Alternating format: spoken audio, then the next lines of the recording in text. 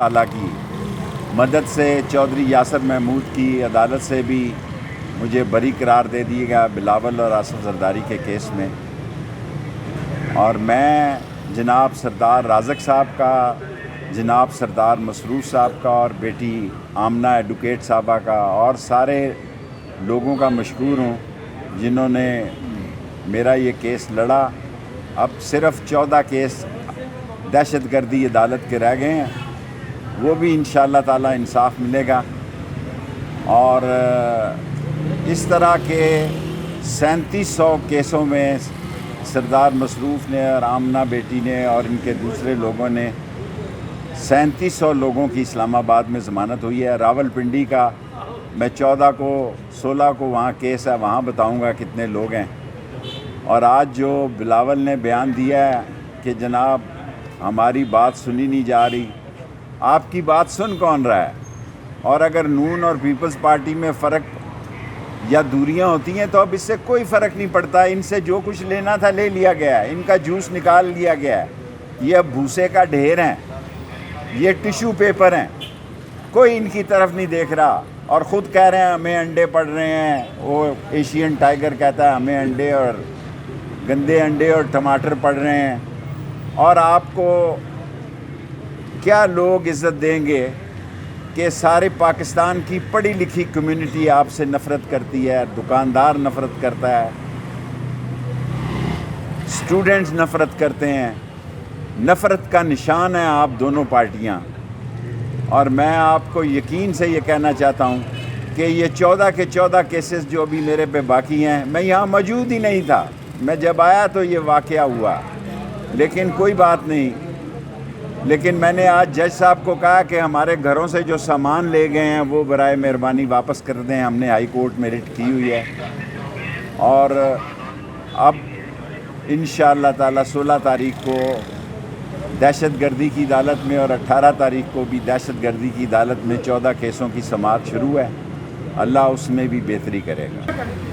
देखें जी, सवाए इसके कि वर्करों को पकड़ेगी, घरों पे रेड होंगे।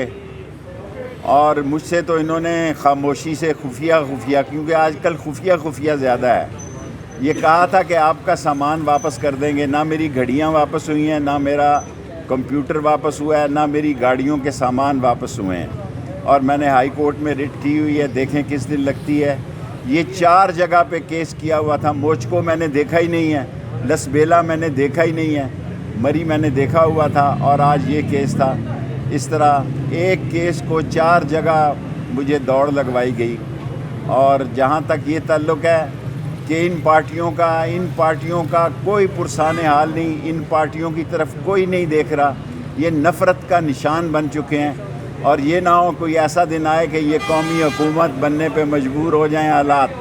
मैं हालात को इतना ख़राब होते देखता हूँ कि हो सकता है कि कौमी हुकूमत भी वजूद में आ जाए, क्योंकि जिन लोगों ने इनसे जितना काम लेना था वो गोली अंदर और चूहा जलंधर हो गया है। इनका काम पूरा हो गया है, ये जाएं और मज़े करें। भारत नहीं कर रहा तो ना करे, लानत भेजो उस पर।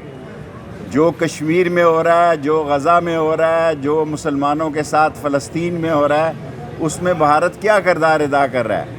और भारत जो है वो हमारे दुश्मनों से मिला हुआ है। ये नवाज़ शरीफ ही है जो भारत के साथ दोस्ती की पींगें बढ़ाता है और पगड़ियाँ बदलता है और साड़ियाँ बदलते हैं। पाकिस्तान का बच्चा भारत के साथ, और जो कुछ आज मणिपुर में मुसलमानों के साथ हुआ है, डूब मरने का मकाम है कि पाकिस्तान की तरफ से कोई बयान जारी नहीं हुआ।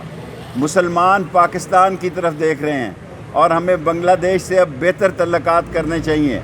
और चीन का एम्बेसडर आपसे खफा है, आपने उसकी बेइज्जती की है। आप अमेरिकन एम्बेसडर की नहीं कर सकते, उसकी हदायत पे काम करते हैं और चीन के एम्बेसडर का दिल दुखाते हैं, क्योंकि आपने यहाँ अपने केस ख़त्म करवाने थे और यहाँ से रफू चक्कर होना था। आपने अपने केस ख़त्म कराए और आप दाल फ़ैन हो गए हैं पाकिस्तान से। किसानों पर 26 से 2800 रुपये उनकी गंदम आ गई बिकी है, गंदम लोग लगा नहीं रहे। ये एक ऐसी हुक्मरान पार्टी है जो IMF के शिकंजे में है। दुआ करो, ये सहाफ़ियों की ज़िम्मेदारी है कि वो आवाम को बताएं کہ یہ IMF کے ساتھ کون سا کھیل اب اور کھیلنا چاہتے ہیں. نہ بچوں کی فیس دی جا رہی ہے، نہ چولہا جل رہا ہے، نہ مکان کا کرایہ دیا جا رہا ہے، نہ گیس کا بل دیا جا رہا ہے. مہنگائی کا طوفان ہے اور جو سرکاری نوکریاں خالی تھی وہ بھی ختم کر دی گئی ہیں. اور IMF کا کیا قہر نازل ہوگا ابھی غریب عوام پر، یہ آپ کو انتظار کرنا ہوگا.